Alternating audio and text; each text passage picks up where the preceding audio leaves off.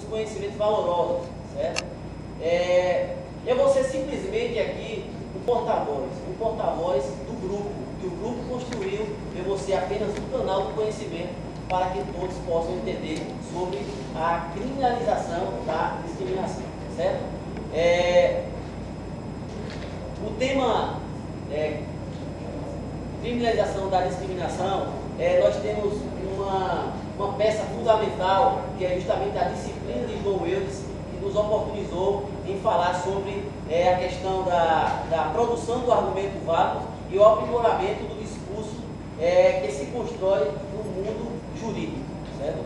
Essa temática sobre a criminalização da discriminação, ela se desenvolve em função de quê? Em função da questão racial, questão do gênero, quanto à orientação sexual e a procedência regional, que atinge diretamente a nós, e vou mencionar mais à frente, que é justamente a questão da discriminação dos nordestinos. Eu me incluo dentro dessa parte, desse contexto, e da questão da religião, certo? Então, eu venho apenas somar junto com vocês esse raciocínio e essa meditação, certo? Sobre a temática, sobre essa questão do novo tipo penal que visa punir quem discrimina. O verbo em evidência nesse momento é a questão do verbo discriminar, tá certo?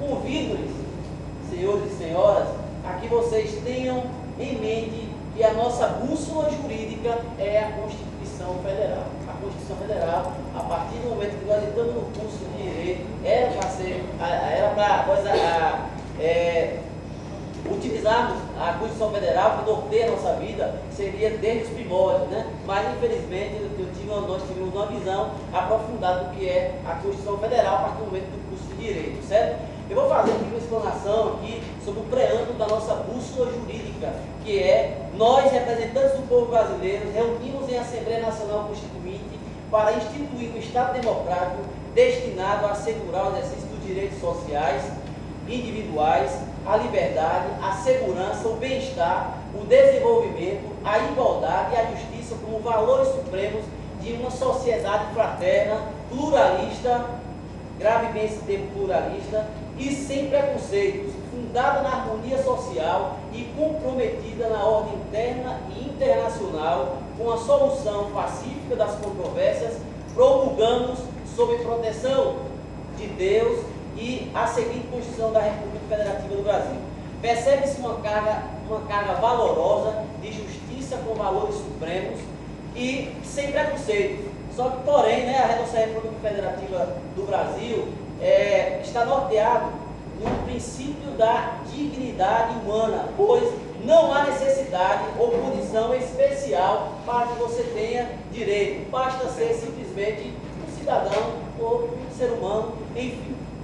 O ato de discriminar, gente, fere o coração simplesmente da Constituição Federal, fere a questão da dignidade da pessoa humana, enfim, fere todo aquele princípio da isonomia, ou seja, todos somos iguais perante a lei, não pode haver distinção ou imposição, enfim, de cultura de uma pessoa para outra, certo? Não podemos permitir que pessoas sejam vitimadas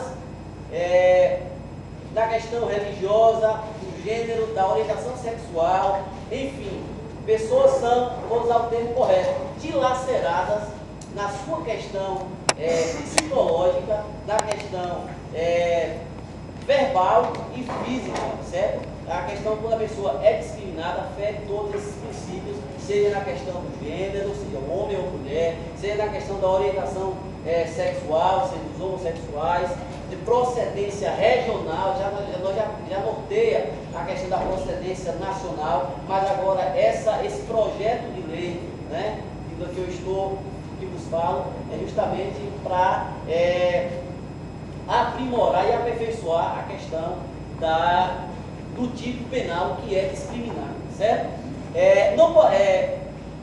Um exemplo básico, eu trago um exemplo bem prático para que vocês possam fazer uma analogia em relação a essa questão da discriminação. Por exemplo, por que tanta lei?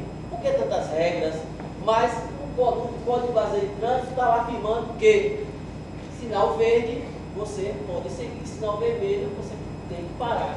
Então, se você ultrapassar esses limites, você vai ser penalizado o que? Com multa e pontos na carteira de habilitação. Agora, o que você quis referir em relação a esse projeto de lei que tramita no Congresso Nacional, que é a criminalização da discriminação. Ou seja, esses efeitos, às vezes nós nos preocupamos em saber a questão dos efeitos desse projeto da criminalização da discriminação. Mas, às vezes a gente pensa que esse projeto todo vai ser, se for aprovado, ele vai ser aplicado na sua integridade, toda a sua integralidade. Provavelmente não, mas nós daqui do grupo, nós temos a oportunidade de falar sobre esse projeto. E se não for aplicado esse projeto na sua integralidade, que possa pelo menos coibir atos discriminatórios que não se pode negar. No Brasil está extrapolando a questão da discriminação na mídia, enfim, todo esse processo da questão racial, que não nem precisa a gente falar que já é crime, mas temos a questão do gênero. Eu gosto sempre de enfatizar o que o grupo tem a defender. O anteprojeto de lei da questão do gênero, a questão religiosa, certo? E regional. É obrigação por parte do Estado em gerar uma legalidade punitiva para doutrinar esse convívio social. Por isso que eu citei o exemplo do Código Brasileiro de Trânsito, que precisa nortear a nossa atitude perante a sociedade. Desde já, data vênia, certo? Data vênia, com devido respeito. O problema da discriminação não está apenas no processo de educação. A questão da educação. Eu sei que a educação em si, ela é primordial, a educação de qualidade, certo? Mas, porém, a sociedade brasileira precisa de uma decisão de imediato na questão de uma resposta.